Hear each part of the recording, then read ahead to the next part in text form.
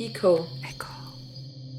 Welcome to EcoEcho, Give Nature a Voice. I'm Mare, and with me is Bella. And we also have a guest with us. Yeah, my name is Claudia Bieling. Welcome.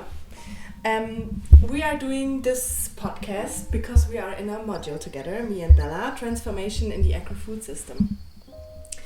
Last episode we were doing a Christmas episode, and we showed you some things how you can spend Christmas more sustainable, and we talked a bit what we are doing during Christmas. For me personally, we didn't have a Christmas tree this year. Still some presents, also not wrapped in sustainable paper, I have to say. Oh, okay. Yeah. Because I was thinking every time I use the wrapping paper from years before, I can do it all the time, and I was always watching out when people were opening their gifts, like who's throwing away their wrapping paper, and I was already collecting it because some people really don't care, and I'm reusing them. Yeah, Claudia, you doing any specific sustainable practices at Christmas or in the month of December? Well, I can relate very much to this wrapping paper thing you just... So I'm the person who mostly wraps all the Christmas presents using papers from last year's, and I'm also that person who's always sitting there then a couple of hours after wrapping, taking the paper out. Do you need that? So I do this as well. Well, apart from that, of course, we are also considering, like, is this present really necessary, or is it something that will be thrown away very quickly? So or never used. So we are not into that. And so fewer presents, and presents which really are needed or make sense or really create some joy for the person. And if we don't find anything, then it will be just fewer presents. So that's also something we do.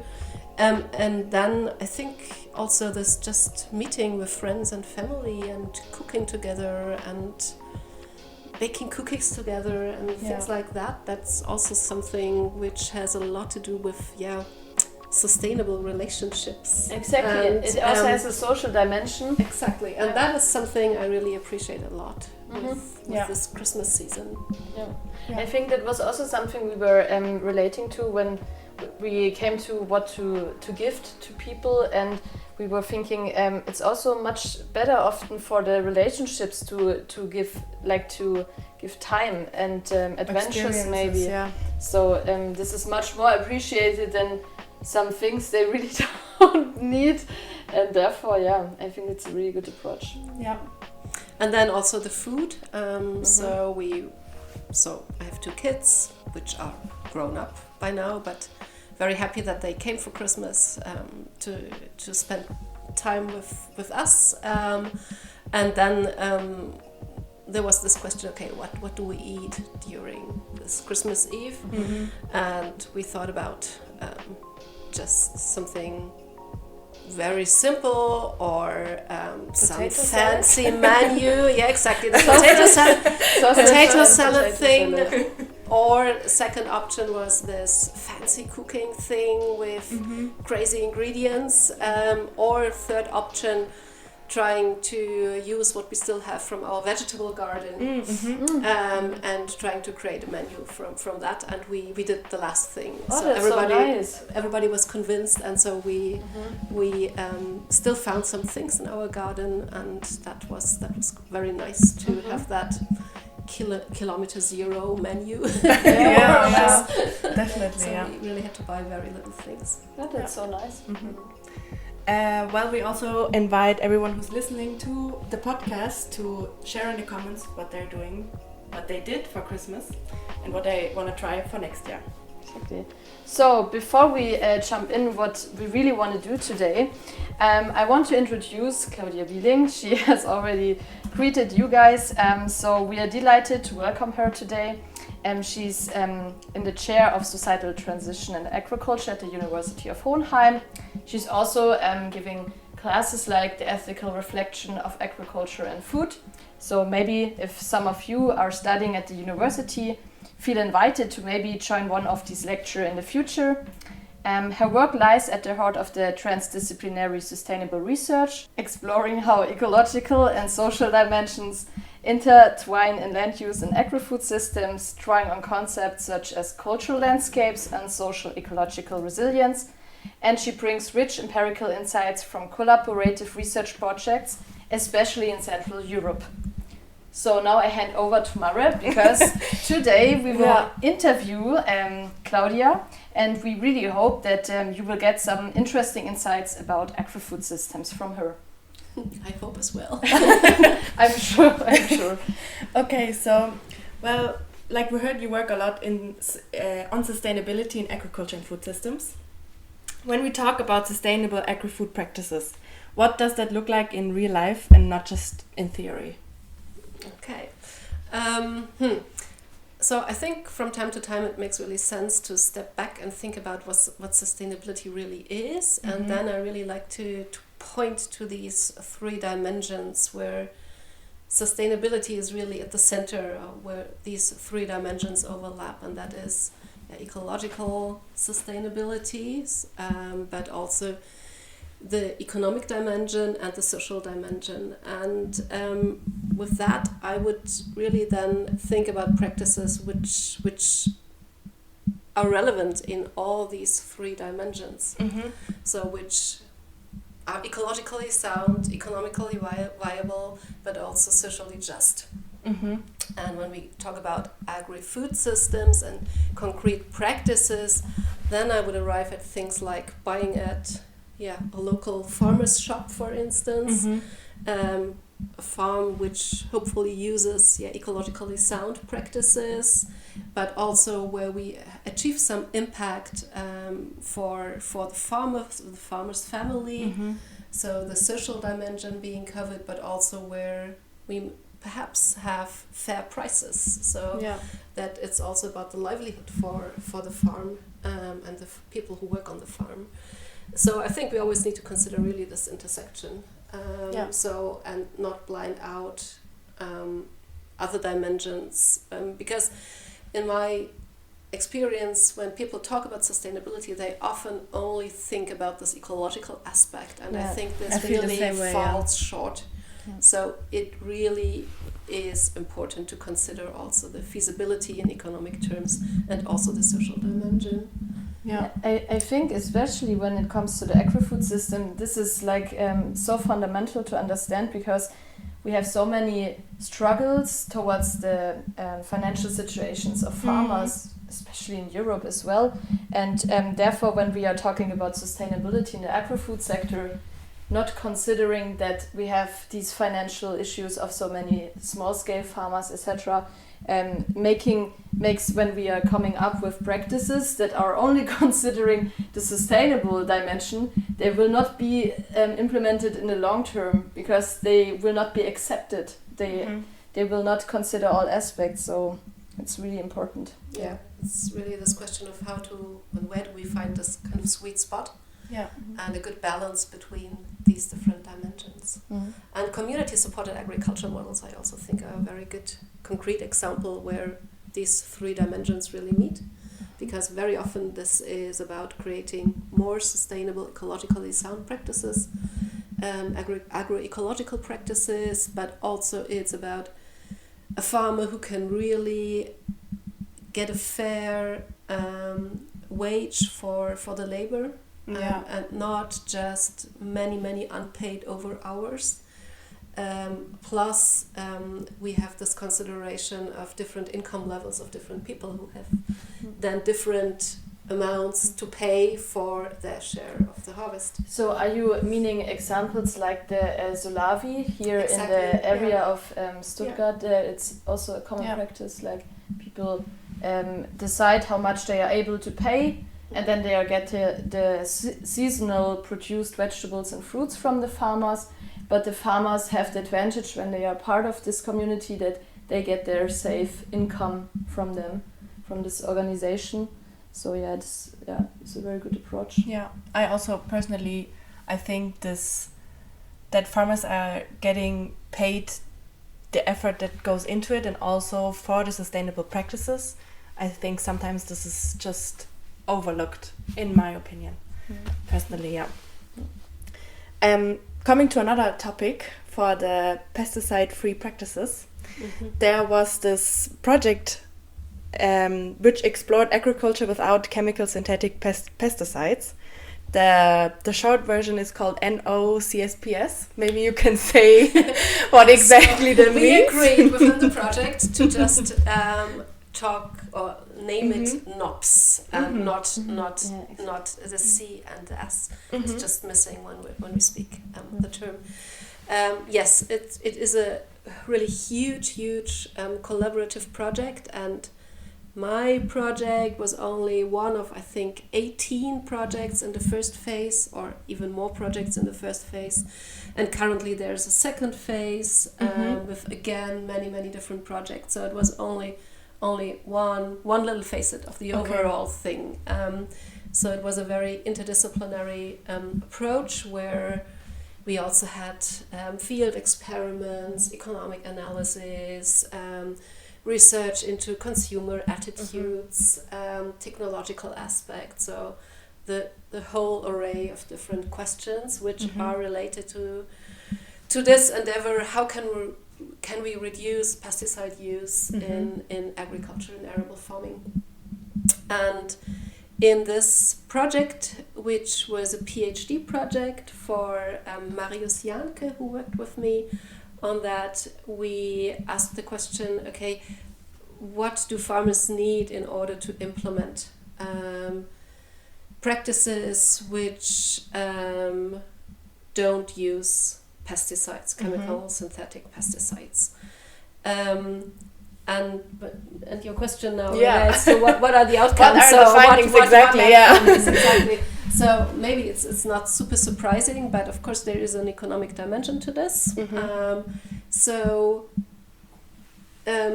It's not that farmers need the highest economic gain. That's not the thing that farmers stress. So it doesn't have to be the economically most competitive practice, which is important for them, but at least their costs need to be covered.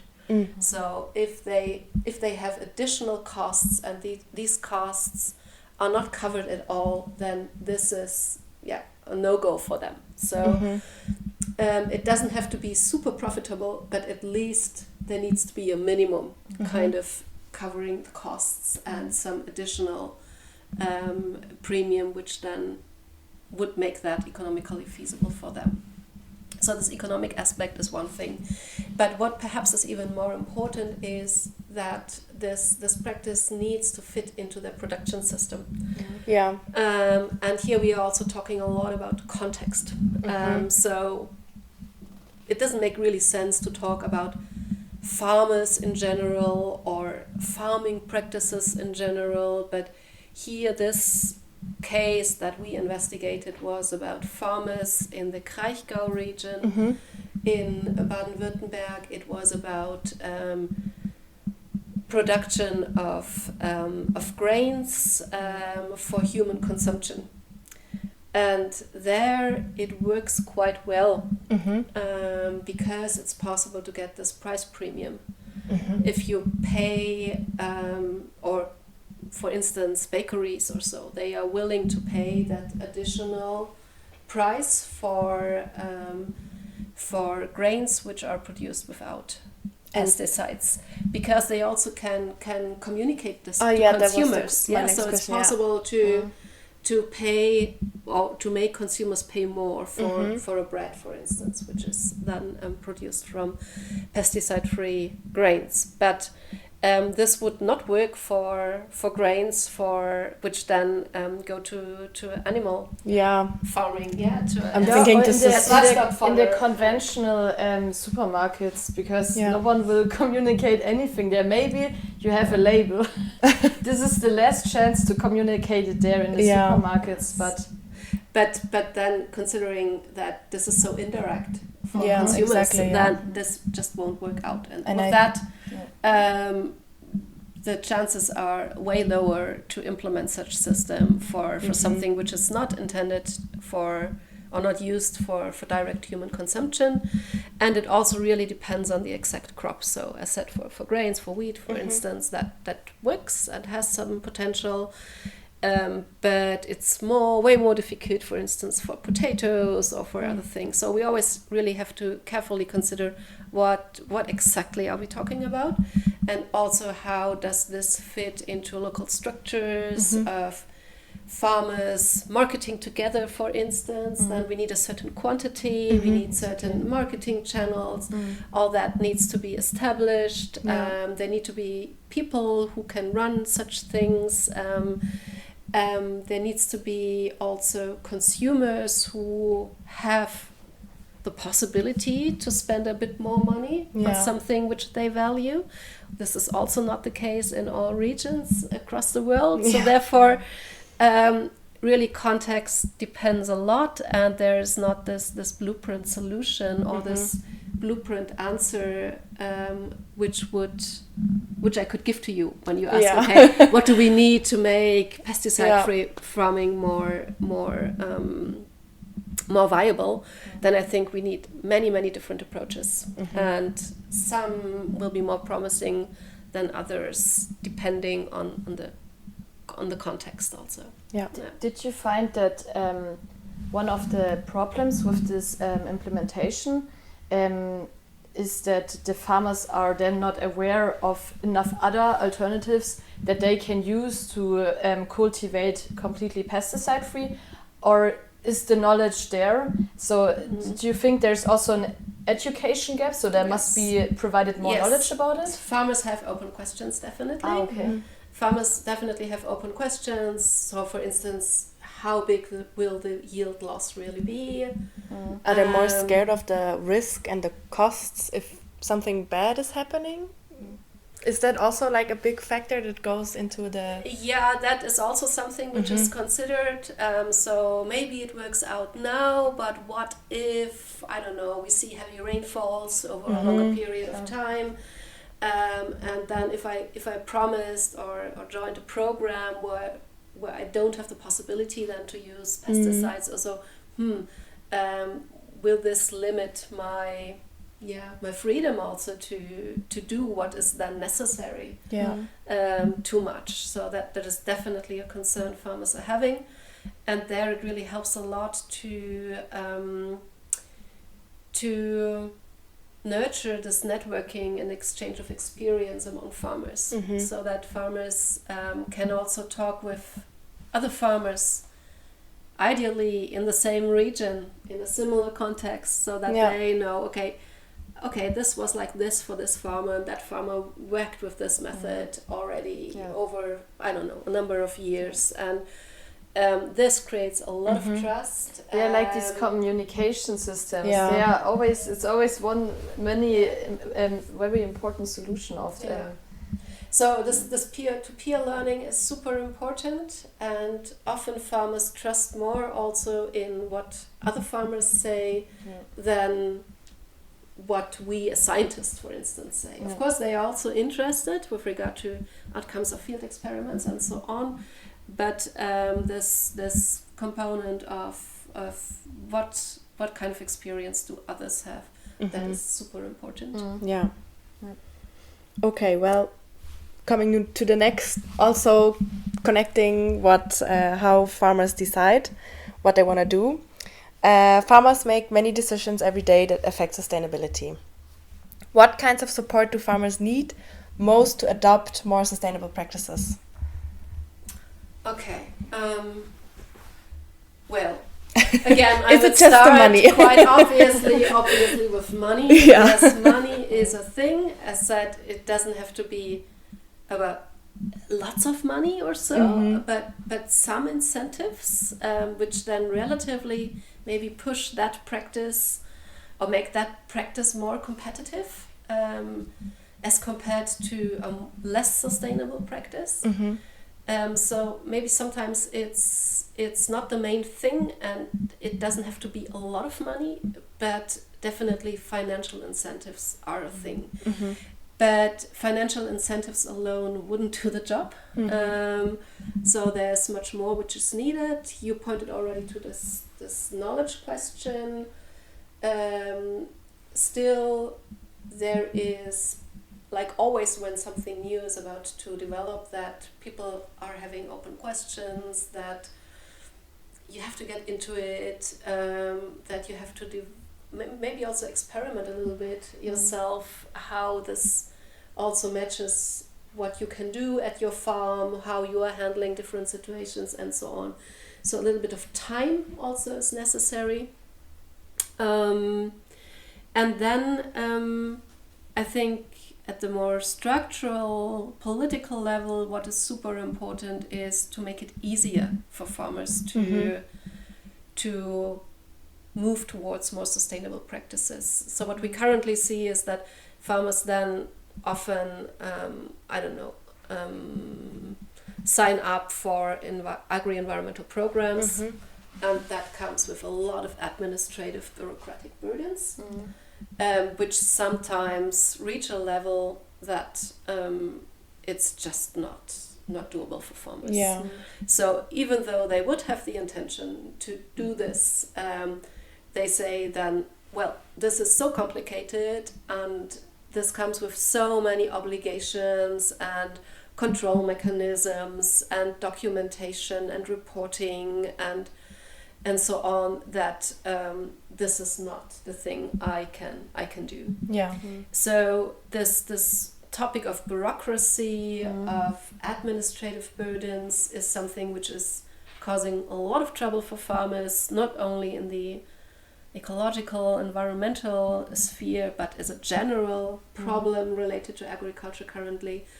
And I think that would be a field where we could achieve a lot of improvements. And I think the current system very often is too much over-regulated also. Yeah, what I heard often is that many farmers are also calling for a more common or together used database, because in other countries it's very similar, like for example in Switzerland, that farmers complain that they have to submit very often the same information several times, because the one institution from the government, from the state, is not connected with the other institution from the state, and they are not allowed to interchange these data and information, but it would save them so much time to not again fill out another formula, what is it? Form or to fill out another form just for another institution with the same information. Yeah. So maybe this would also give them more time to think about other practices than what they usually do. Yeah, but if you would have a shared database on the other side, it's also like your personal information.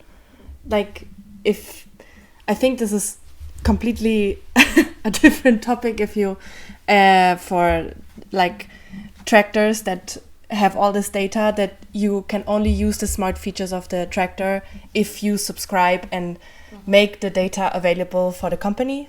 So I think if then we would have a connected database that everyone can access, this would also be a problem. Yeah, sure, if it's then related to the companies, but I was more thinking about the information that you as a farmer must give to the government, to the state, because you have to show how much manure did you distribute on your fields, etc. So there must be more simplifications in the bureaucracy, I think. Yeah. Because with the data then shared with companies, this is highly problematic, of course. Yeah.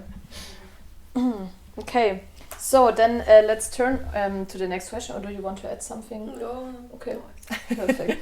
A lot of your work looks at regional food systems and shorter supply chains. So how do local and regional food systems help to make agriculture and food more sustainable? My focus of my work is also really a lot on this regional and local levels of implementing more sustainable practices, because I think that, as I already said, that due to this fact that context matters so much, it's always that you need to really tailor a sustainable solution to the specific place you're talking about. So sustainability will look different depending on where exactly you are, because it needs to fit to local structures, people, interests, and so on. Also the environment.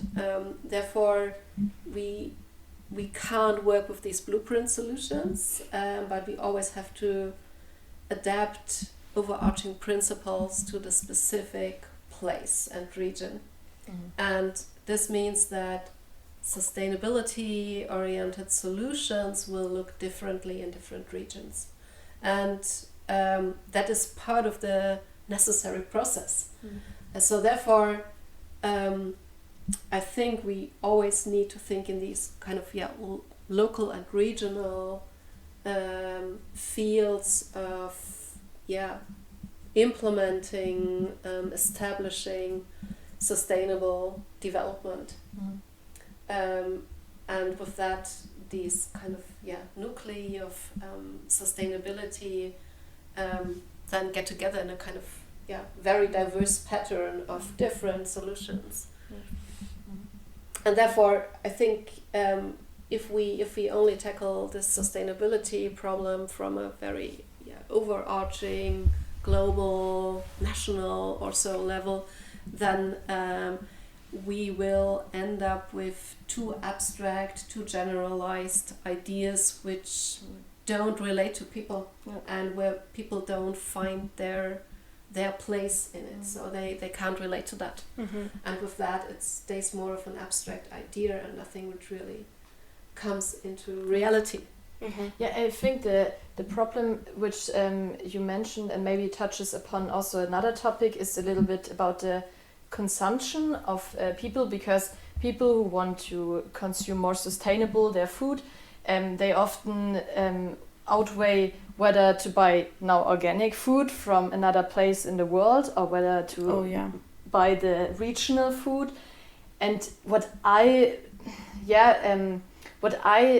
right now think about this is like from the experience with farmers, they especially told me, as you said, that the regional aspect is often even maybe more important than that it's organically produced, especially also because you're living in this place and then the supply chain is shorter, it's more close, and you also have kind of a connection to this region. So it's maybe not always the best choice to go just for organic products, which is also then quite abstract thing, because you have no clue how organic looks like in the country where your products were produced, right? So what do you recommend, like if people or you personally whether prefer organic products or regional products? Or if I would have to create an order, then I would first go for regional, then organic. Also, definitely. Okay. Yes. Yeah, that's good. That's good to know. But again, of course it depends a little bit. I mean, there are also these calculations that it depends on the season. For instance, if regional tomatoes or regional apples really make sense, or if it's not, then not better to go with the banana at some point or so. So it's not that easy, but I also think if we already arrive at that point where we ask such questions and start to think about it, then it's already good.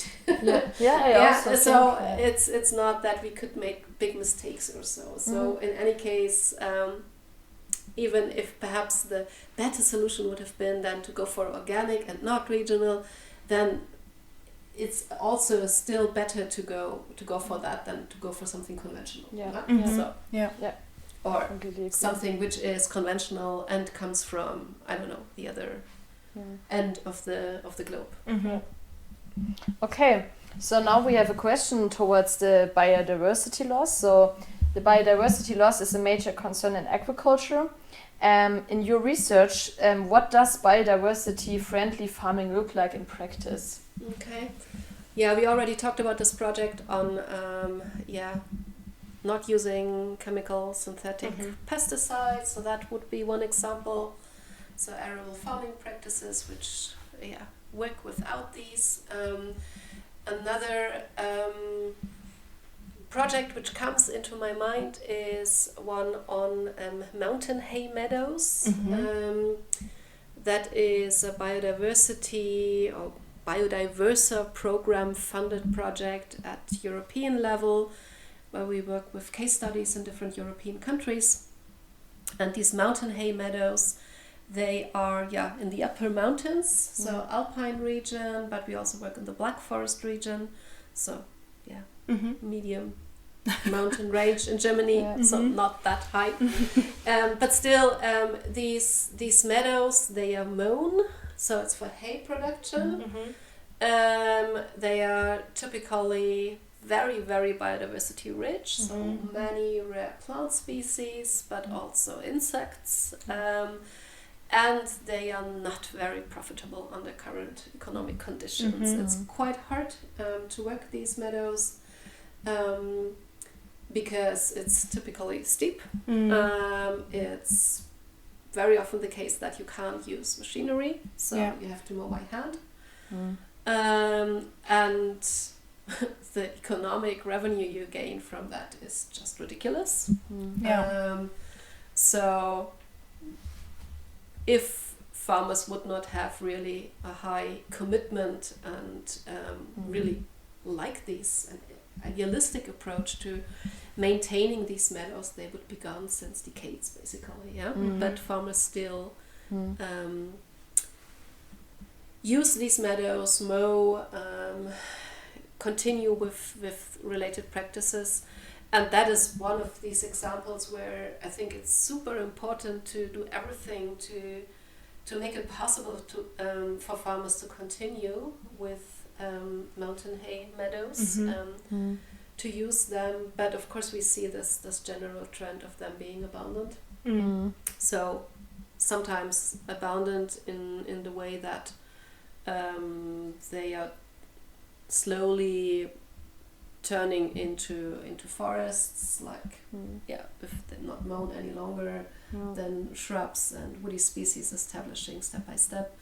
Or on the other hand, but that is not happening so often, they are intensified, so that you put more fertilizer on them, that you mow very, very often, but that only relates to the meadows which are more in the lowland and which are not that steep, so that it's easier possible to work with them. This has also with machinery. That farmers keep doing this. Could this also have something to do with knowledge? That they know about what species are growing there, what kind of plant species need to be there. For example, I don't know, the Natura 2000. They are protected under Natura 2000. Yeah, exactly. The Habitats Directive, yes. Yeah, and there have to be some species on it, so they count as this. Yes, Yeah, there have to be some species, but these vegetation classification systems, that's also something we looked into. They are super different in different countries, so you can really see the administrative borders also. Oh, okay. So what would be considered a mountain hay meadow in a good conservation status in Baden-Württemberg, for instance.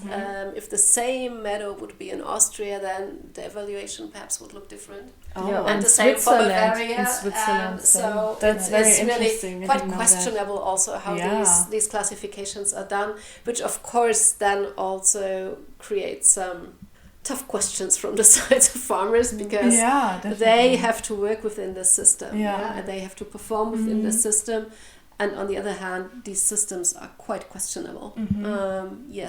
But it's about maintaining a favorable conservation status. That's the EU slang for what farmers have to do, and that is also related to knowledge. Maybe not so much about specific species which are there, but when is the best time to mow, also considering that we see climatic changes.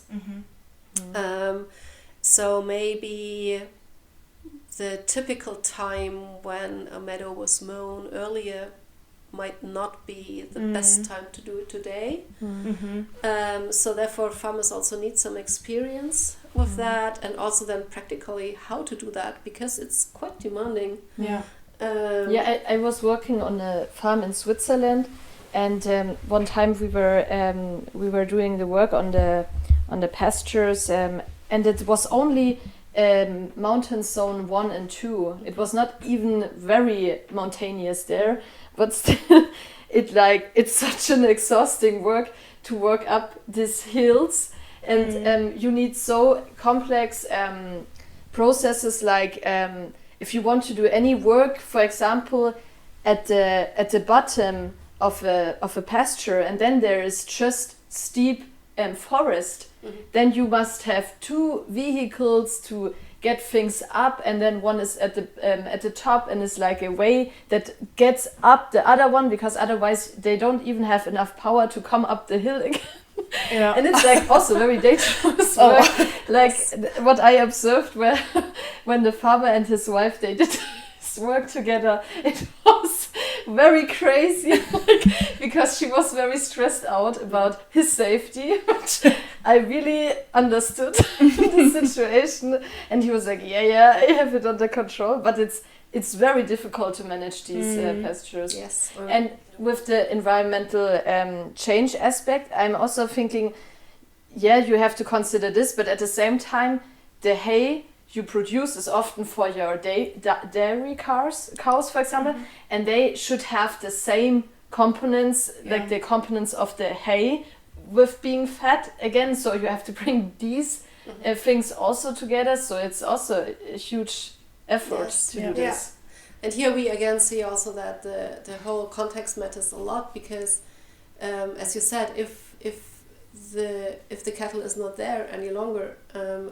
or the dairy cows are not there any longer, then also totally independent from whatever subsidy scheme which might be out there, farmers probably will abandon the mountain hay meadows, because they don't have any use for it. They don't have any use for the hay.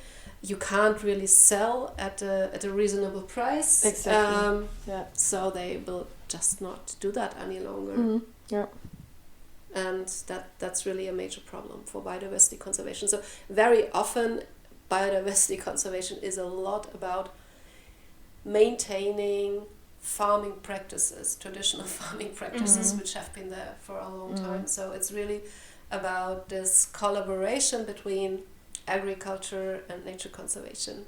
So otherwise this very often doesn't work, and that's something which, when I studied like 20 years ago, 30 years ago, perhaps not even 30 years ago, then it was way more still this idea of that nature conservation is opposed to agriculture, and that rarely we would see some alliances here in that field. And I think that is something I'm very, very happy to see, that this has changed a little bit. Of course, there are really harsh conflicts between agriculture and biodiversity conservation, but also there are many more examples where people really went quite a way to establish a very good collaboration between agriculture and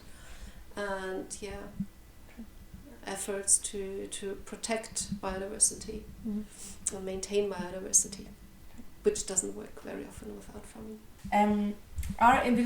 That's personally also a question I'm very interested in.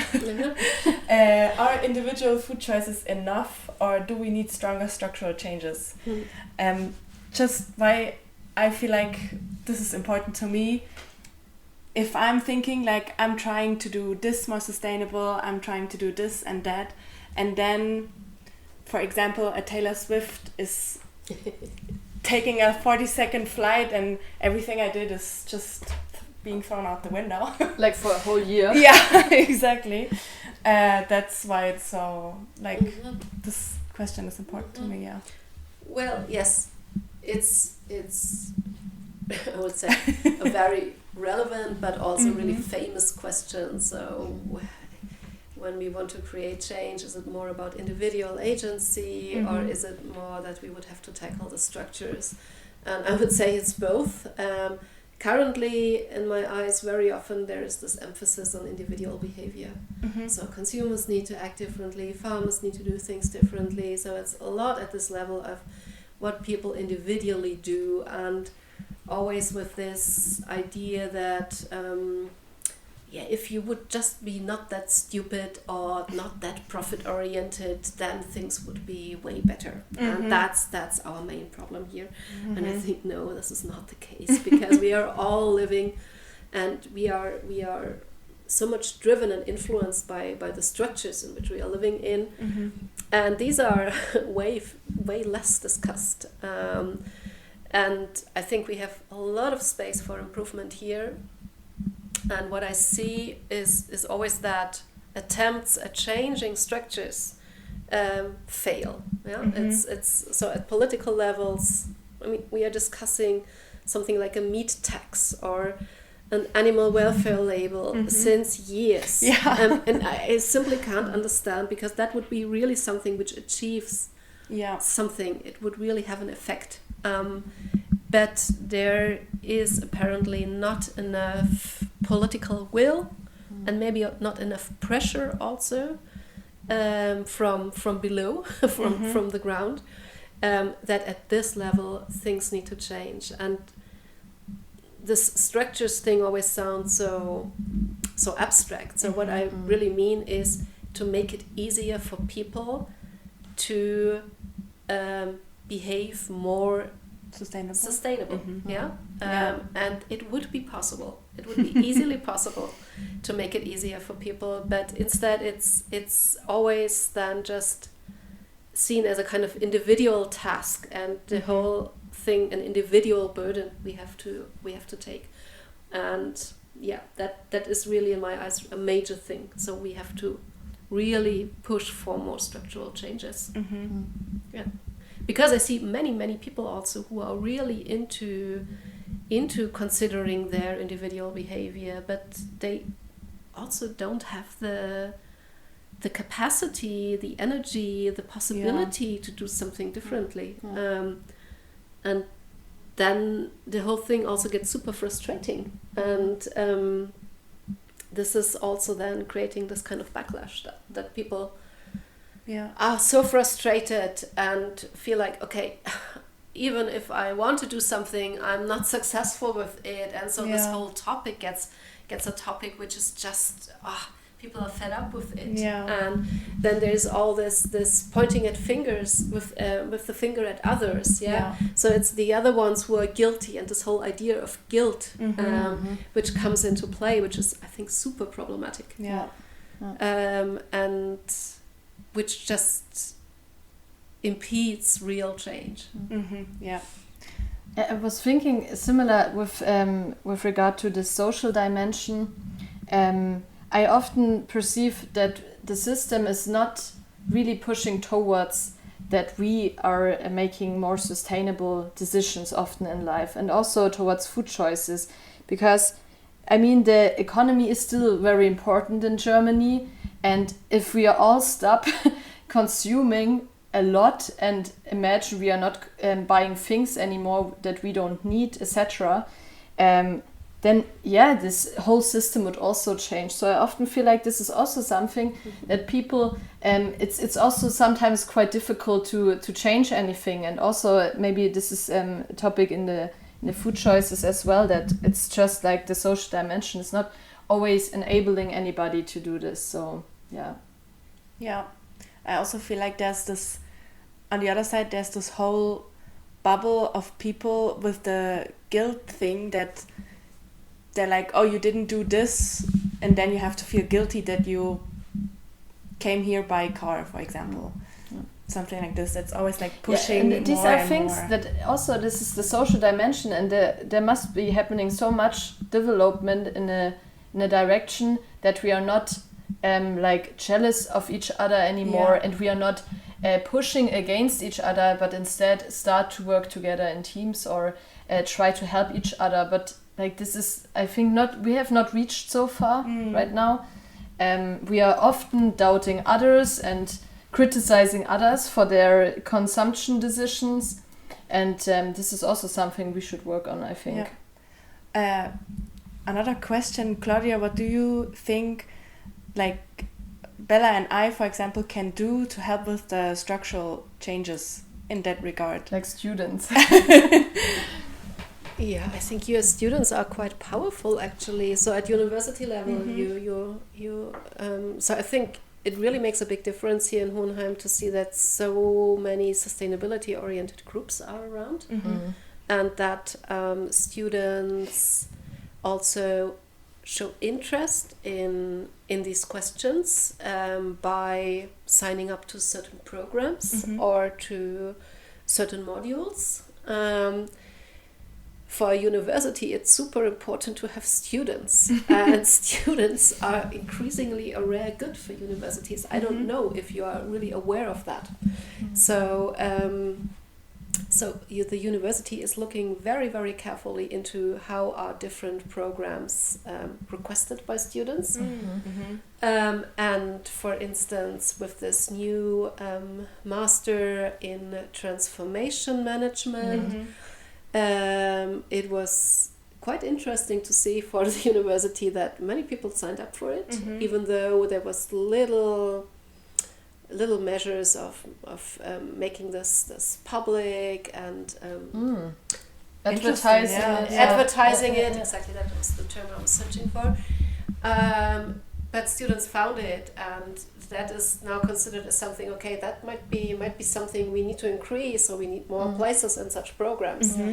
Whereas in other programs we see the numbers just going down. And therefore it's really this question, okay, how do more attractive programs look like? And I think these sustainability oriented questions and programs are really something that can be pushed a lot by students. So if you make that clear, if this is reflected in the choices you make for study programs, for modules, for events which are taking place at university level, in the different environmental groups you have here at the university, the activities, like for instance this podcast also, that is something which is really considered and makes a difference. And therefore I think you really have a lot which you can influence also. Yeah, that's true. The same also with the Mensa, with the canteen. But I think Hohenheim is making a pretty good job in this indeed topic, because like in my old university, I will not say where I have studied my bachelor's, but like the only thing we had there was like a sustainability certificate that you can do voluntary when doing some courses, but the amount of courses about environment or sustainability, it was like per semester maybe 5 or 6 or even less. And it was an elite university. It's not anymore, but I will not give more information.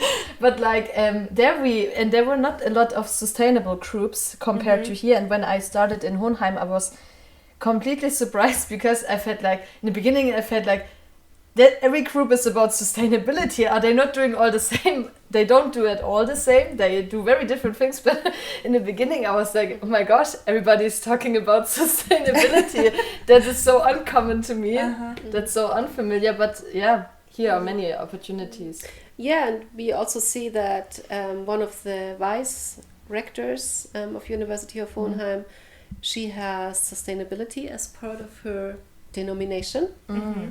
And they are developing a kind of agenda paper or have already developed this kind of agenda for sustainability, more sustainable development at university level. And it's really amazing to see that also thanks to pressure from the students, we have a green office now in Hohenheim. Yeah, the AKN, that wouldn't have happened without the students. So much for that. Yes, that wouldn't have happened without the students.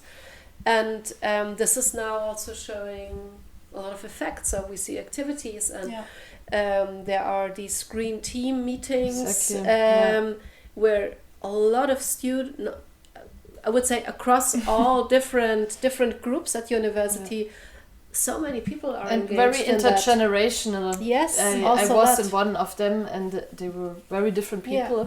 It's quite cool.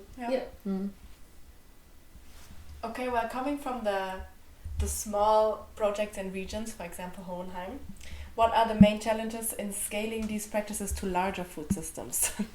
So now we can change things as students. How do we can change them? Yeah, I already talked about this regional approach and the value of local and regional sustainability initiatives, and this is also something which I would like to mention now relating to this question. I'm always struggling a bit with this upscaling idea, because I think when I upscale it, what does it mean then in the end? Yeah. So because what works here in Hohenheim, for instance, perhaps doesn't work in Göttingen or in Chile or in whatever other place.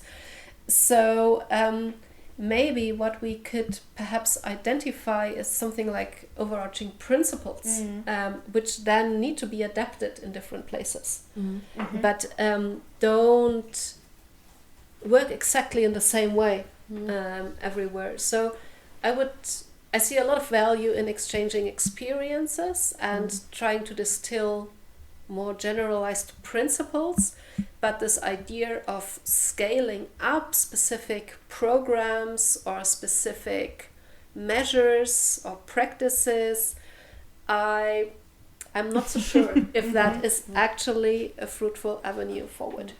Yeah, and maybe it's also not considering the complexity of sustainable development, right? Because as you mentioned before, if you want to consider all different aspects, the social dimension, the ecological, the economic, and the regional context as well, then maybe it's not really practical to just scale up a specific solution. Yeah. So these principles, like for instance in agroecology, there are these agroecological principles, which we could talk about, and then they are maybe looking a little bit differently in the way how they are implemented in different places around the world. I don't know, for instance, this idea of a circular approach. Then this circular idea, that totally makes sense probably all around the world, but what exactly makes up the different materials, goods, processes, which then are part of that circle, that maybe looks differently. So spreading the idea of a circular approach, yes, definitely, that would be one of these principles. But how that then is implemented, how it looks like, that is something to be decided, to be negotiated also differently in different places around the world. So therefore, it's not about scaling up, I would say, but it's more about finding these overarching principles that then can be implemented in different ways. Yeah. So keeping enough flexibility there. Yeah. Okay.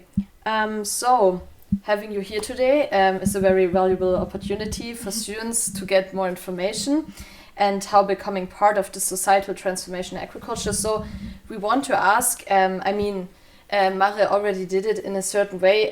So if students who want to work in sustainable agri-food systems, what skills or mindsets do you think are most important to develop today? I mean, we discussed now some things people or students can do, but what do you think is especially important for the skills and mindsets if we want to make a change? I think mindset is a good thing to think about, because actually I really think about it as a kind of mindset or attitude, perhaps, which is quite important. So of course here at university you get a lot of knowledge, you get a lot of systems knowledge on how things work and so on, but I think what is even more important is a certain level of openness, so willingness to learn, and from time to time reconsider also own assumptions or things you think you know. Because sustainability in my eyes is not something we will ever achieve, but it's more of a process, a constant process. So we need to think about different steps, and it's maybe not that straight route we are taking, but maybe it goes more like with little deviations and trying things out, and maybe also failing with some things we thought would be super good to achieve. So then to really learn from experiences, to reconsider, to also take into account what others bring to the issue at stake. That is something which I think is really a key thing in sustainability. And here I think Hohenheim is also a great place to be because it's so international and people with so many different backgrounds and also in so many different disciplinary programs are around. That is really a very, very fruitful, rich environment, I think, for exactly this. And this mindset of openness, of listening to others, learning from others, that is something I would see as one of the key things along this process. And this is connected also to a second point I would like to mention, and that is more social capacities to work with others, to be able to communicate with others, to see yourself as part of a community, and not that person that is there alone and solving the problems of the world with this great knowledge you have. But really, we won't be able to achieve anything if we always to do things alone, but we need others to join forces with us, and therefore we need to find ways to work with others, to communicate with others, also with others who maybe have different experience, different opinions, and that is a super important skill in my eyes, which I think needs to be strengthened also way more still here at university. Mm-hmm. And if I want to mention a third and last point, I think it's very important to be able to be careful with yourself and to watch out for yourself, because particularly in that sustainability field, I think many people, particularly the people who are quite considerate and asking themselves a lot of questions, that they just collapse with this burden of problems and disaster pictures all around and bad news which we are constantly facing. So finding a way for yourself to also treat yourself well, and not take too much of a burden, and be fine with not being perfect. I think that is super important. To be just able to stay sane in that totally insane world. So all these also psychological aspects, I think they are super important to consider, and that is something where I think students also need to be supported way more in order to be able to cope with all that, and to find joy in life, to find out what you really like to do, what gives you energy, where you find hope. I think that all is something that needs to be encouraged, so that students don't see themselves only in a role where they are supposed to learn and do something and make a difference, but really also take the time to just spend a good time with friends and don't have to think about all the problems all the time. That is also something. And also better to find help when things are really becoming too much of a problem or a burden or too negative, and that is all taking over. So I think that is also something that is very important for each and all of us, to really find ways here to recharge, to find ways to live a life which is livable, but also then is not closing itself off from all these sustainability questions. That was a very good advice. So to round this up, we want to know what in general you yourself want to contribute to the agri-food system, like at the University of Hohenheim, or in general to agri-food systems. And if you don't want to answer just related to Agri-Food System. You can also answer in a broader term towards sustainable development if you want. Mm-hmm. I think on the website of my chair we wrote something after discussing for a long time. We said something like, what is really at the center of our working group is this, on the one hand, trying to understand change processes which are related to sustainability, but on the other hand also to support these change processes towards sustainability.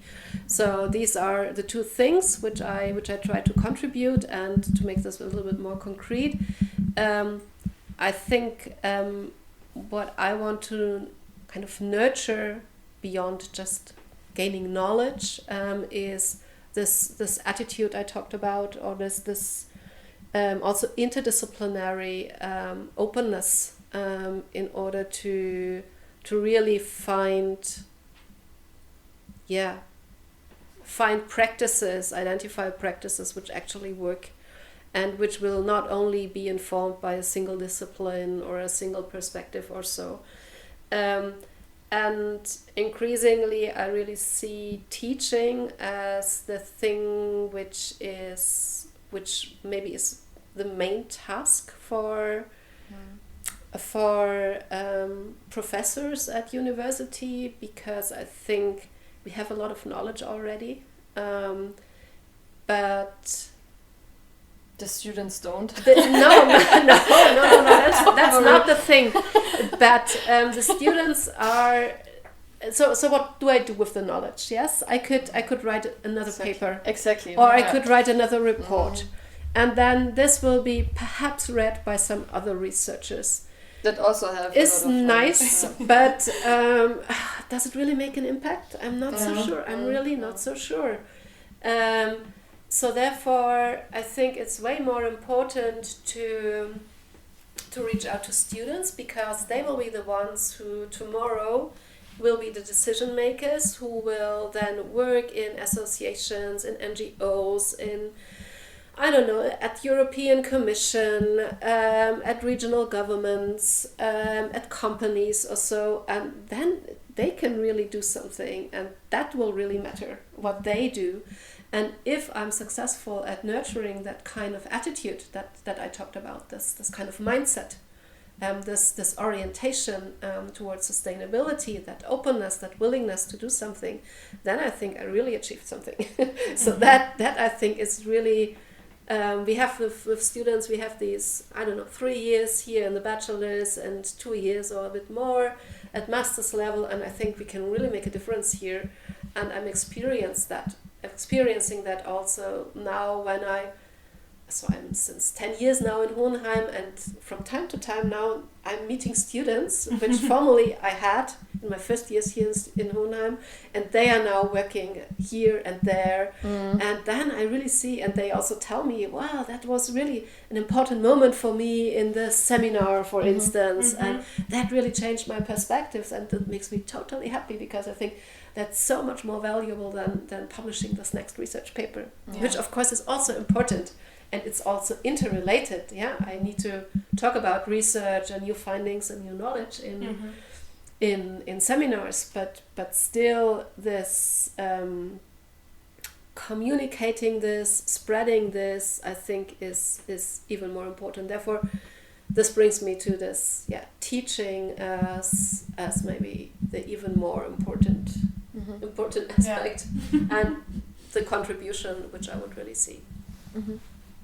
We want to thank you so much for being here and being the first guest speaker, willing to talk to us. We have a little something for you. Oh wow.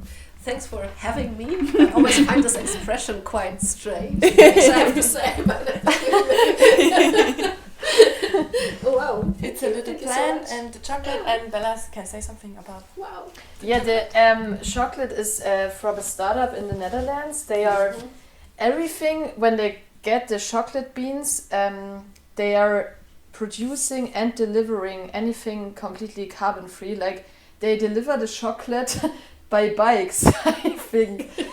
From Congo? No, that's the thing. I think the beans, they are just normally transported, but like everything happening then in the production place and the deliverment, I think is everything carbon free. Okay. And like they have specific bikes and then they are driving anywhere. That's So awesome. yeah, Interesting. I hope it tastes good. I have no doubts. And I'm very interested always in trying different chocolates. So yeah. Yeah. Super. Thank you Yeah. so much. And also the plant.